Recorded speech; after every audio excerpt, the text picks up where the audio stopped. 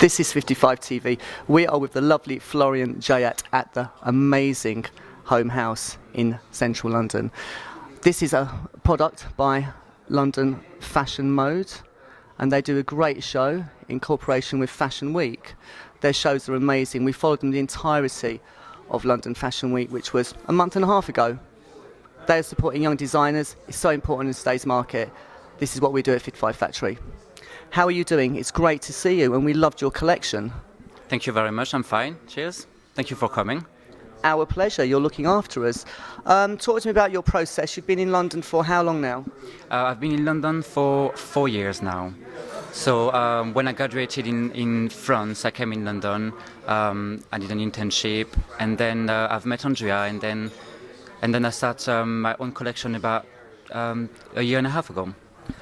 You did an internship with Alexander McQueen. I mean, one of the most amazing designers that we've ever had in the UK. It must have been something to work with this guy. I mean, what did you get out of this guy, and on a personal effect that pulled your work in the direction? Well, it really made me realize how much importance the details. How much the details were important in fashion, and especially the inside of the clothes. I've only worked with him for 7 months, but I've learned everything I could. And did you follow his career and his idea whilst you were studying back in France? Of course, he's always been a great inspiration for me since the very early age to obviously now. When you're thinking about your woman, what character have you got in the forefront of your mind? I don't presume it's a romantic character. There's something else that you want from a woman, isn't there? Yeah, no, it's not really romantic. It's more a very powerful woman, someone who completely took over from the man, so she's the boss. Obviously, I think about people like Grace Jones or Roisin Murphy, or people really very, very strong women. Let's forget fashion for the moment. Yeah. Where else are you getting your influences from as a child, before you wanted to work in fashion or decided as an adolescent that's the route that you want to take? Where were you getting inspiration from? I mean, there must be something else. Well, my grandmother was a tailor and a seamstress, so obviously I've learned and I've watched her doing that. So it's how I've learned fashion. It's how I got interested in fashion. But then I studied biology and I studied history of art before I actually studied fashion. I always been very interested in fashion since a very early age, but I realized I wanted to do that quite late. That's why I did other degree before. History of art is a great way to get information and to find something out and then embrace it into a fashion element, isn't it? Yeah. History of art and biology, I think that's what inspired me the most, actually. Right. I always been inspired by biology, and especially the body and the inside of the body, the outside, that inspire me shapes basically for my clothes. I'm very intrigued with the biology side of things. Yeah. I can understand the history of art because I've studied history of art as well, and I work in fashion. But the biology I don't understand. And how are you working with that with fashion? The skeleton can inspire me, cuts can inspire me, like texture. When I see a picture of, I don't know, it's going to sound a bit, but when I see a picture of an inside body, it inspires me like texture that I'm going to put on the clothes. Okay. And is this that you're going to put on the print or the shape of the cut? That can be print, that can be texture, that can be cuts, that can be different thing. Okay. You're an artist. You create. You have to also be commercial with what you're doing. Do you understand this process, and how do you work with this process? I understand this process very well now. I like doing clothes a bit experimental, but I like people who can wear the clothes as well. That's what I'm doing. I'm a ready-to-wear designer, so it's what I want. I want people to wear the clothes at the end of the day. But obviously I want to be different, I want to be edgy, and I want to bring something different as well. But that's the balance between the two that you have to find, and it's not always easy. But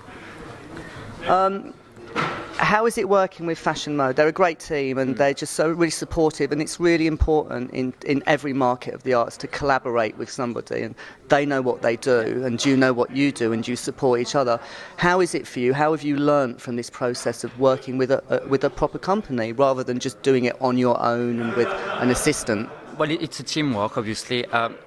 It's great to have a third eye and someone who can advise you through their own experience. Obviously, by myself, I wouldn't be able to I mean, all designers, they have someone they can rely on, and Fashion Mode for me is that person who can help me, advise me, and all the way. Yeah. Would you say McQueen would have been a mentor for you at the time, or was it more of a working relationship which you were learning and experience from, and was there another mentor that you had? No, there was more. I've learned a lot there. He wasn't really a mentor to me, but I've learned everything I could learn there, yes, before being able to start my own thing. Okay, then. Would you say your grandmother was a mentor for you? She sounds an amazing woman. She was actually, yes, sorry. She was a mentor, but she no, when I was a student, actually. She was a mentor to me when I was growing up and a kid. But then now she gave up fashion, so. But then Well, she's still. you've taken over. Exactly, I'll take over now. It's quite bizarre when you say that your grandmother was a seamstress and she made clothes. I mean, at what point did you really see that you wanted to do this from your grandmother and it wasn't just something that she did? And how did you see it as fashion? Well, at the beginning, I was seeing fashion as a form of art, really. I didn't really see the commercial thing of fashion. I've learned that now, but that was just the way for me to express myself more than anything. Some people it's drawing, painting. For me, that was fashion. There always has to be a commercial angle to art. It's just very difficult to know where that commercial angle is, isn't it? To find it, yeah. And that's what collaboration is really good, and making mistakes, isn't it? That's that's why internship are for as well. Huh? It's you make your mistake there, and then you're ready not to make any mistake anymore, and then do your own thing. Well, some mistakes are always good, aren't they? Always do. You always do. This season has just gone boom for you, hasn't it? And you've been seen as a designer, and your sales all over the world. How has this made you feel about your next collection, let's say? Obviously, much more pressure, but it's good. It's good. Welcome to pressure.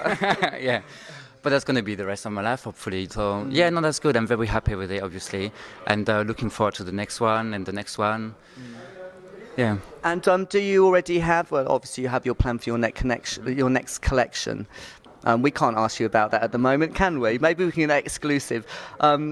What about your collection after that? Are you thinking that far ahead, or are you just concentrating at the moment? I'm kind of concentrating one thing at a time. Otherwise, I get very confused. A bit too much pressure at the moment for that one. Exactly. No, I do one thing. When I'm nearly finished with this one, I can think about the next one. But I have no idea what's going to be the one after the next one, obviously. At the moment, I don't know. Great. Well, congratulations. Thank you very much. This is 55 TV. We are 55 Factory.